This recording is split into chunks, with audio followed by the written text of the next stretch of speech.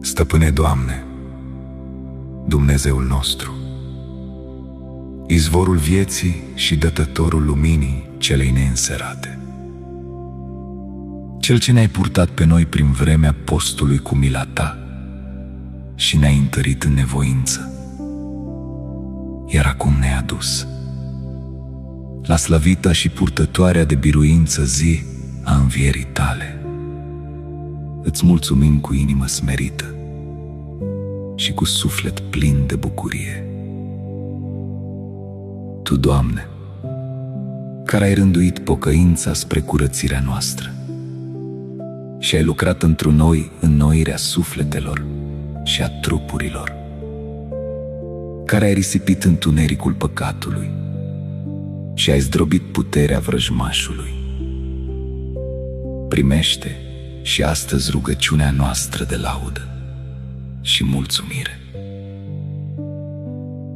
Tu ne-ai învrednicit să vedem zilele mântuitoarelor Tale patim, să ne închinăm crucii Tale, celei de viață făcătoare, să pomenim suferințele Tale cele pentru noi, bagiocorirea, rana suliței, buretele cu oțet și îngroparea Ta cea de bunăvoie.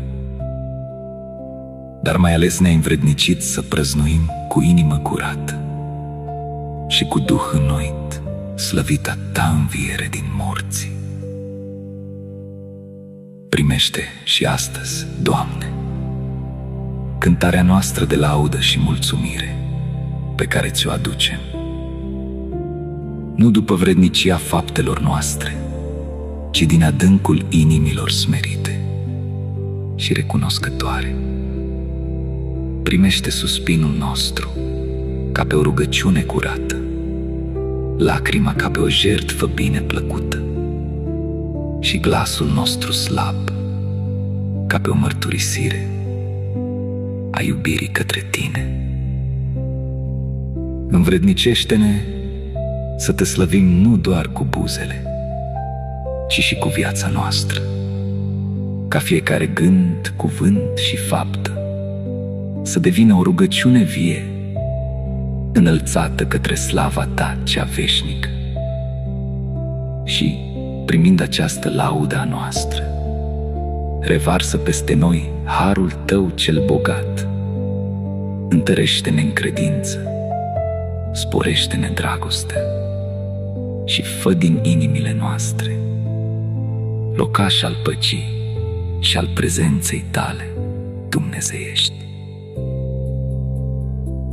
Și pentru toate binefacerile Tale, cele văzute și nevăzute, Doamne, îți aducem adâncă mulțumire, căci Tu ești izvorul la tot binele și dătătorul fiecărui dar desăvârșit. Îți mulțumim pentru viață, pentru credință, pentru iertare și pentru nădejdea învierii, pentru că nu ne-ai părăsit în slăbiciunile noastre, ci ne-ai ridicat cu milă și ne-ai călăuzit spre lumină.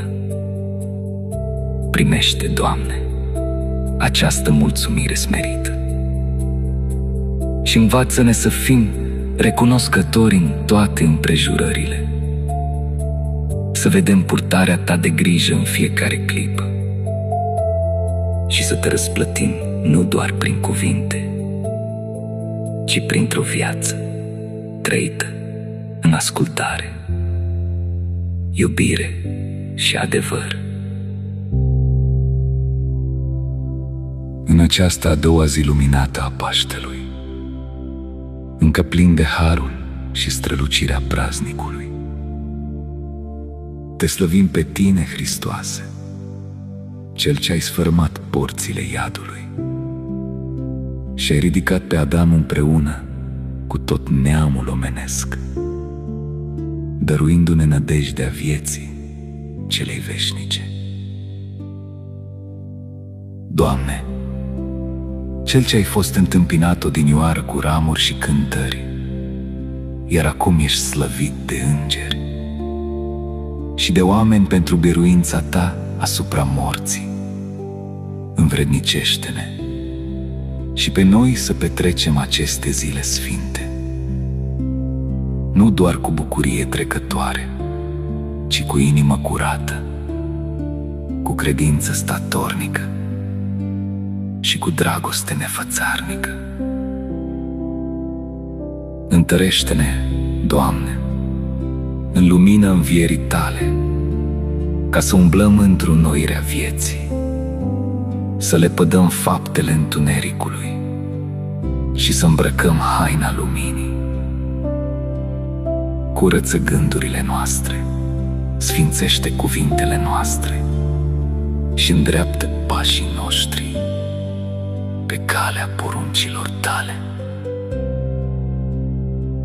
Dăruiește-ne pace sufletelor, sănătate trupurilor și putere de a ierta, precum Tu ne-ai iertat pe noi.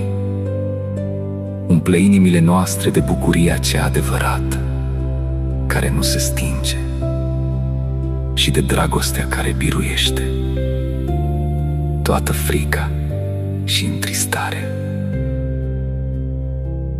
Pomenește, Doamne, pe toți cei ce Te iubesc și pe cei ce se nevoiesc în credință, pe cei vii și pe cei adormiți, și îi odihnește în lumina feței Tale, unde nu este durere, nici suspin, ci viață fără de sfârșit.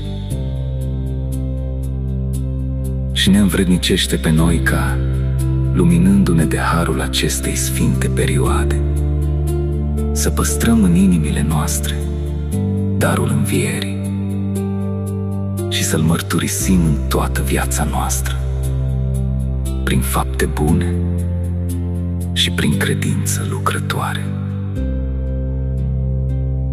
Că Tu ești învierea și viața, Hristoase Dumnezeul nostru, și Ție slavă înălțăm, împreună și Tatălui Tău celui fără de început, și Preasfântului și de viață Făcătorului Tău Duh, acum și pururea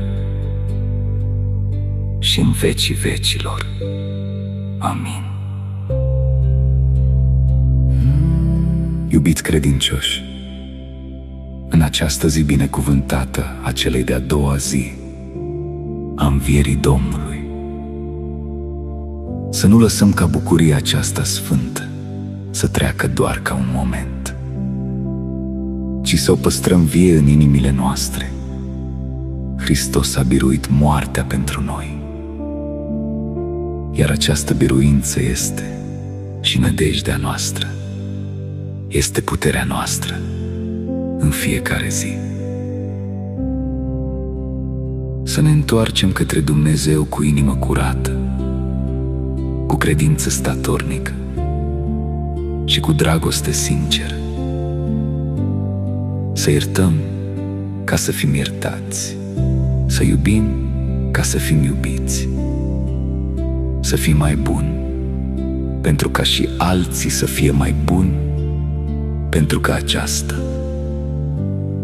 este adevărată lucrare a învierii în sufletul omului.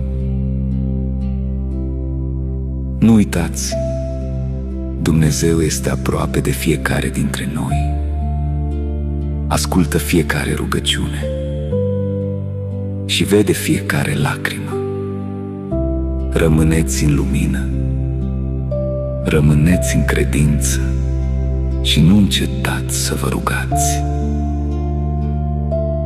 Hristos a înviat.